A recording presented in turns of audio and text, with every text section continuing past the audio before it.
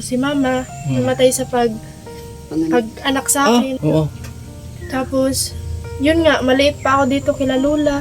Tapos sila na yung nag-aalaga sa akin, si Lolo. Anong problema? Bakit na hindi ka makapag-aral?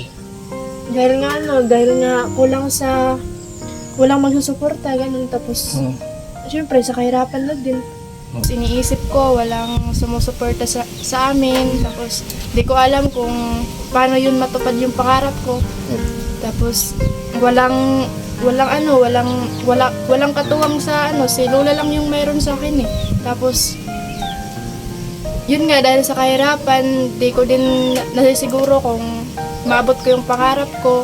Medyo malabo kasi gusto kong magtrabaho na lang para maaga akong makatulong kay Lola.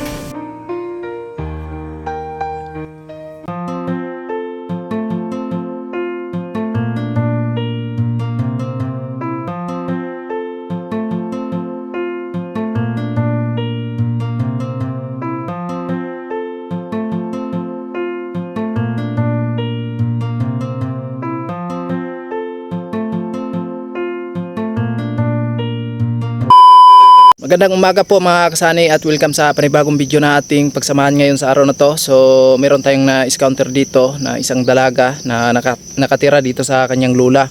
So gusto niyang mag-aral kaso lang wala siyang sapat na pera para panggasto sa kanyang pag-aaral mga kasani. At nakakalungkot lang nito kasi wala na siyang magulang at tuluyan na siyang naulila. So alamin natin ang kwento ng kanyang buhay mga kasani at puntahan natin ngayon. At nagpapasalamat ako sa lahat ng kapanood, lalo na sa mga OFW, sa mga sponsor natin. So thank you very much po sa inyo sa patuloy na papanood nyo sa mga video namin. So ayan, sana samahan nyo ako hanggang sa dulo nating video na ito mga kasani at alamin natin ang kwento ng buhay ng dalagita. So tara!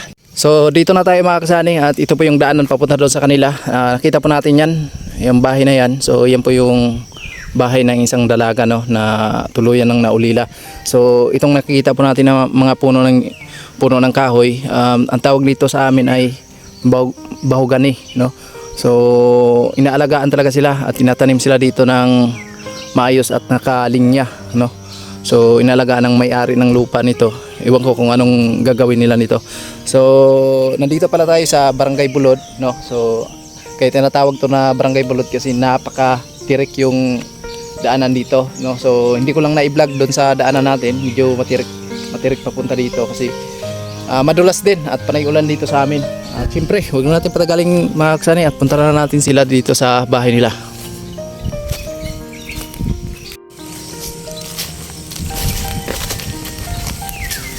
So panay ulan kagabi kaya ganito yung panahon ngayon, medyo makulim din. So maganda pala dito ang view. Ayo. Tao po. Dito pala yung sadya natin dito. Maglula. May buntag la. Hindi mo na yun. So dito tayo. Ayan. Kumusta? Okay man lang po. Ayan si Lula. Ayan, kumusta la? Okay lang.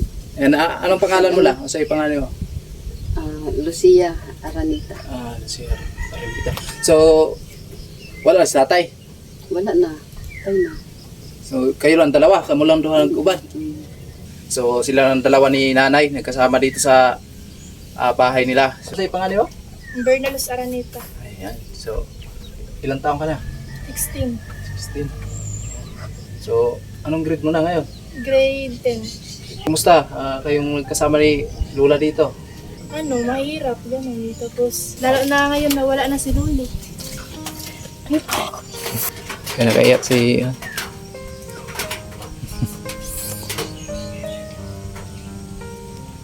Okay lang, ilabas mo lang. So, maliit pa tunay na nandito sa inyo po. Papa na isa kabuan ang anang gikuha dito sa Samar. Sa Samar pa siya galing. Namatay mo yung inahan dito. Ay, yun nga ang mga kasani, no?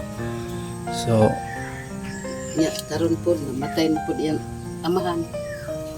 Wala na gina siya amahan. Na yun na sana yung inaasahan niya sa pag-aaral. Gatong kwan. Oo. So, Tay na po. anong nangyari ng maitanong ko lang ha, sorry ha. Anong nangyari ng magulang mo? Bakit nawala sila? Si mama, namatay sa pag-anak sa akin. Oo. Tapos, yun nga, maliit pa ako dito kila Lola. Tapos sila na yung nag-aalaga sa akin, si Lolo. Mula nung maliit ka pa. Wala pa akong kamuang-muang sa mundo. Tapos, maliit pa ako, di ko na nakita sila mama. Doon pa lang siya kabuhan. Pero yung tatay mo, nakita mo yun? Hindi, sa sa video call, ganyan. Tapos, nakakausap ko lang siya kapag may time siya, ganun. So, ngayon, wala na si tatay. Bago lang nay na nag-iisa ka bang anak? Nag-iisa to nay? Yun, nag-iisa siyang anak mga kasanay, tapos sabay-sabay pa na nawala yung magulang niya. Anong nangyari kay tatay? Bakit biglaan lang? Nagkasakit. Nagkasakit siya? Nagsuka ng dugo. Oo. Siguro sa pagsusumikap, ganun. Na-over sa trabaho.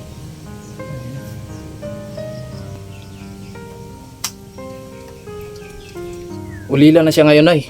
Oo. Panan padad anong ta siya kwarta siyang amahan. Oh, yung tatay niya. Yeah. Kaduha o katulungan pa naman kapadanga rin. Ayun na sana yung nagsustinto sa be sa pag-aaral mo.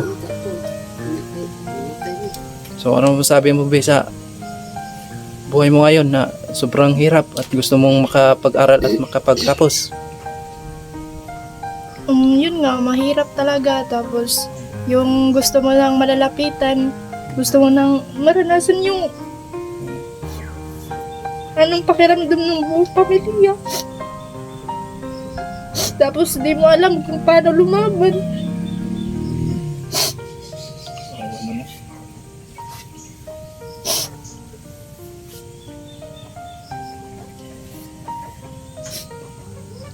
Kawa naman eh. Ano na siya usahin. Ganun si Papa pamangkuno niya. Oo nga po. Papa niya Berning kami. Napanan niya. Matag. Yung asawa mo na eh. Oo. So, ayan nga mga kasani. Yung si tatay sana, yung asawa ni nanay, yun na sana yung inaasahan din nila dito. Kasi malakas pa ba yun si tatay, nay? Malakas pa sana yun si tatay. Kaso lang, hindi talaga natin malaman talaga kung hanggang saan lang tayo. No, so, ayan. Nawala din si tatay. Pumanaw na din. So, sobrang naawa ako kay Bibi kasi, ayan nga. Sabay-sabay pang nawala yung mga mahal nila sa buhay. Titigil ka sana sa pag-aaral. Ito yun. Dahil nga kulang magsusuporta, ganun. Tapos, syempre, sa kahirapan na din. Oo. Sanang maging isang guro. Tapos, yun nga, gusto kong maging isang guro pag makatapos na ako ng pag-aaral. Kaso kami na lang dalawa ni Lola, tapos iniisip ko, walang sumusuporta sa amin. Tapos, di ko alam kung paano yun matupad yung pangarap ko. Tapos, walang katuwang sa si Lola lang yung mayroon sa akin eh. Tapos, yun nga, dahil sa kahirapan, di ko din nasisiguro kung maabot ko yung pangarap ko. Medyo malabo kasi gusto kong magtrabaho na lang para maaga akong makatulong kay Lola.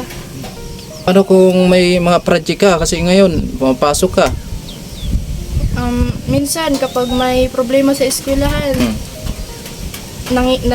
nahihiya din ako manghingi kay Lola kasi minsan wala din kasi si Lolang pera eh. Tapos, yun nga, kapag may problema, nakukuha ko na lang magliban sa klase, mag-absent. Tapos kapag nauubusan ako ng allowance, naranasan ko na din magtinda sa baba ng mga gulayin. para lang may pangtustos, pandagdag allowance.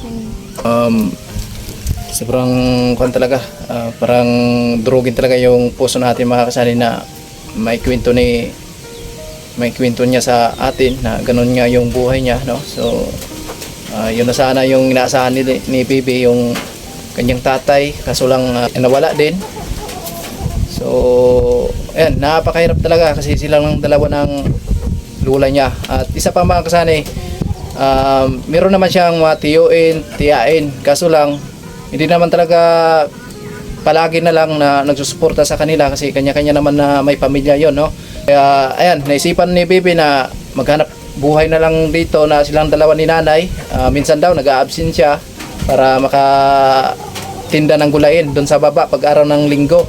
Nagtitinda sila ni nanay ng gulayin para pang-suporta sa pagkain nila tapos sa pag may problema sa school. Ngayon, dito lang kayo natulog ni nanay. Magkasama kayo palagi. Yun. So, halimbawa, be, kung mayroon mang tumulong sa inyo, tumulong sa iyo na paralin ka. Kung may bukal na loob na tumulong sa amin, ang masasabi ko lang, maraming salamat po. Manila, no? Ay, ito, di na kayo natulog dito? Hindi na po, dati dito kami nakatira. Dito kayo nakatira? Yung buhay pa si lolo mo? Opo. Ayan, ito po yung bahay nila. So, bali, dalawa pala to. May maliit doon. No, so, yung bahay nyo doon sa kabila, hindi tutulo yun? Hindi na. Wala. Ito lang. So, ito wala na tong gamit. Ayan. So, nandun na yung lahat na gamit nyo ni nanay sa kabila. So, maganda yung view dito. Maganda mga kasali. Tapos yung bahay nila. Tapos, siyempre sa araw na to, linggo, kaya wala siyang pasok na kasali. Kaya, ayan, napasyalan natin si Bibi dito. Ayan sa bahay nila, sa loob. Malawak mo na itong bahay nyo, be. Yung araro na yan, parang si lolo mo pa ang gumagamit yan, be. Ano? Yung mga bus. Salamat guys, at na-vlog natin si Bibi. So abangan nyo na lang sa vlog natin, no?